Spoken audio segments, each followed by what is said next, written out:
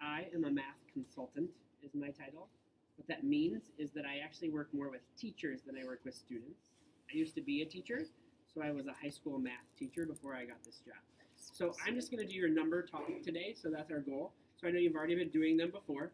So today we're going to try to do 2 questions with our number talk. And so I'm going to start you with 1, and then we're going to use that problem to do a second problem. So that's our goal. Okay? All right, so let me write that down, and then I'll share it with you.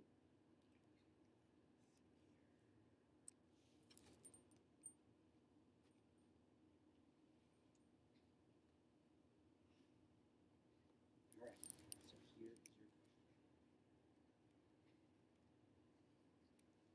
When you have an answer, go ahead and give me a thumb up so that way everyone can still see. And then keep that thumb tight in your chest so that way it doesn't bother anyone behind you.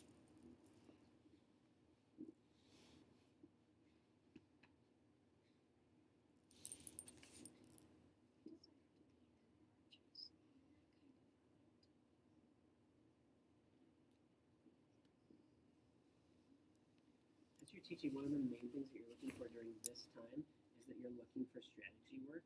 And you're also, not that speed is the optimal answer, but speed is something you're looking for. Who takes a longer time to process it, they're probably using a strategy that's in the lower level spectrum. You'll see counting on fingers, you'll see counting with mouth, you'll see lots of those pieces. Again, it's not a problem if those are happening, it's more of just a formative assessment to say that's the level they're at and to help you move them forward as you move. So sometimes I like to actually keep a clipboard beside myself with student names so that I can check mark some things really quick to help myself have some things. Now I just want answers. What are some answers that are out about this question? What are some answers? What did you get? 66. 66. Who had a different answer? Different answer. What's yours? 56. Okay, any other answers besides 66 or 56? You have one of those? Okay, any different answers? Okay, so before I move on to the next thing, there's something that I want to point out that I'm really actually happy about.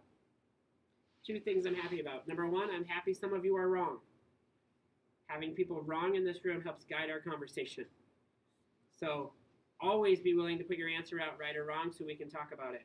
Number 2, I know that you understood part of what I wanted you to today because both of these answers have a 6 in the ones place. That tells me there's some knowledge and understanding in this room that everyone knew that the ones place had a 6 in it.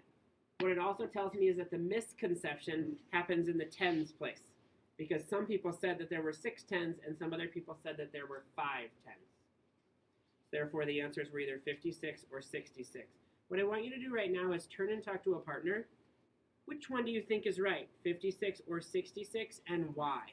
Go ahead and turn and talk to a partner. Why? Because if the box one is 6, since they're both the same number, the other one is 6.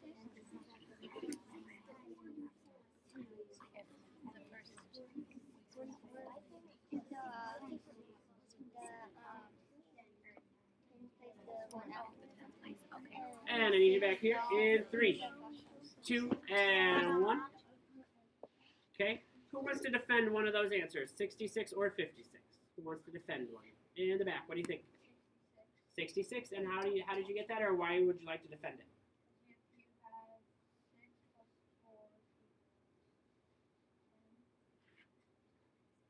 So you think the answer is 66, and you said that you know that 6 plus 4 equals 10. How did that help you?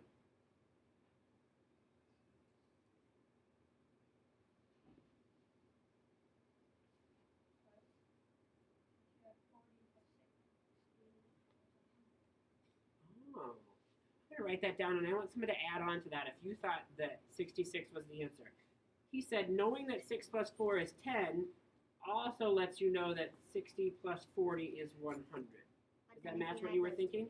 Okay, so who wants to add on to that? If you got 66 and you thought that, how did then you finish? How did you get 66 to finish those pieces?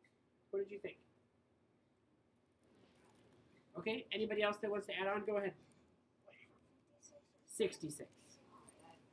You think it's 56? Okay. Anybody? I know other people got 66. Is there anybody else that wants to be brave? You want to defend 66 or 56? 66? Okay, so go ahead, because I bet yours is going to kind of add on to his.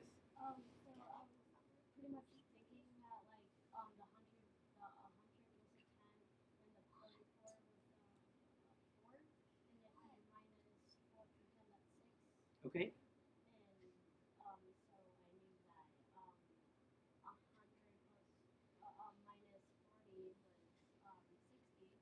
Okay. And then I took it out to the ones, then it out was 6 because I used the same strategy as I just did. So because you know that 6 and 4 make 10, and 60 and 40 make 100, you said you knew 100 minus 60 was 40, and then you also then knew you had to adjust with that 6 and 4 to get the 10, so you know it was 66?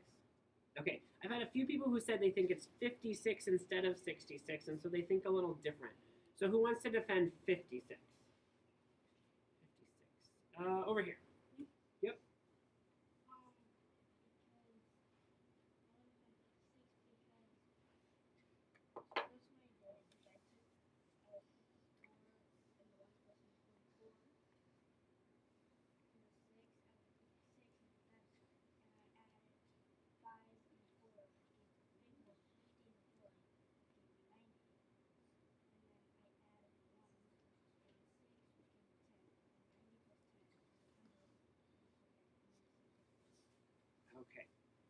Okay. He broke this 44 and then jumped to 100. Does that sound right? So you broke the 44 down into 4 and 40? Is that right? So he thought of this 44 as really being 40 and 4. And then he started at the 40. So I'm going to repeat what you said and see if that makes sense, right? So he started at the 40 and he jumped forward 50 to get to 90. Then did you put the 4? Was that your next step? Okay.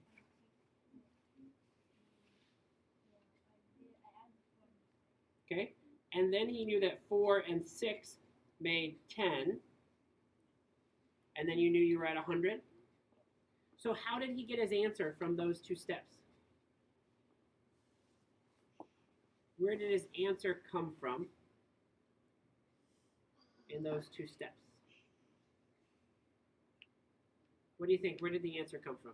It came from because there's a 40 right there. It came from the 50 and the 6. The 50 and the 6. So therefore, what's the answer? 56. I need someone to then agree or disagree with that and decide why. Agree or disagree and know why. Turn and talk to someone next to you. You agree or disagree and why? Because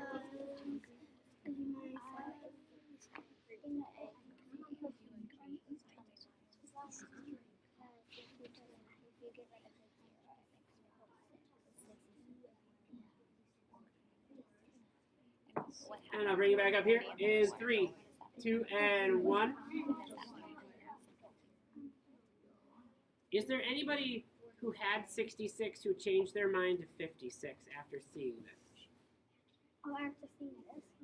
Yeah. Did you change your mind? Did you revise your answer? What made you revise your answer? So I knew that. So 40. After the 56, I added the 6 after the 56 to the 44, and 44 plus 6 is 50, and then I have 50 plus 50, which gives me 100. So I'm going to write that a little differently, because that's a slightly different strategy, but kind of plays off of this one. He said he started at the 44, not just the 40, and he added 6. 44 plus 6 is 50. And then he took that 50, and he had to add, that's a terrible 5. I haven't written up and down, upside down in a while. Added 50, and 50 and 50 make 100. 100. So how far did he jump from 44 to 100? 56. 6, and then 50, so he jumped 56. So now a lot of people get 66 for this and get it wrong. Okay? 66 is wrong. The answer is 56. 66 plus 44 is Why do you think people oftentimes get 66 and not 56? Why does that happen? So let's debunk that one right now. Why does that happen? What do you think?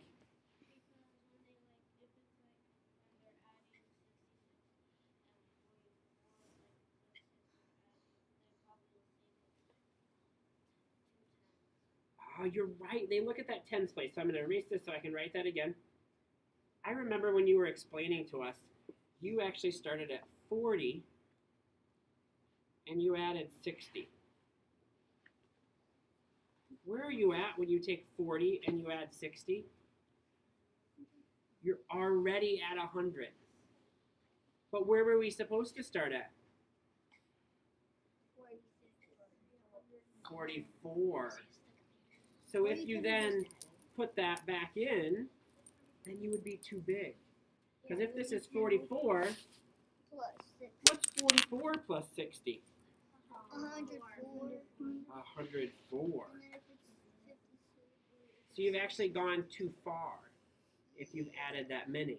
So we need to add, many people look at this 6 and the 4, they know it makes 100, but because we already have this 4 in the ones place, we can't jump 60 yet. We have to jump less than 60. Okay? So, and I was going to try number string, but this took long enough by itself, actually. So, one of the things that's really important, though, with mental math is choosing numbers that really push them. So choosing things with zeros will help you get kids to not want to use the standard algorithm because it's way too hard to try to regroup all the time with all those zeros. Choosing things a lot when you subtract that will have places in here that they have to really think addition versus use subtraction is going to be your goal. If I were to make this a string, the next problem that I would have done would have been very similar. It would have been something like 102 minus 44. Because what I want them to use is that idea of 100 as that benchmark or how those jumps work out. Yep, to move them home. So, all right. But I want them to stay good.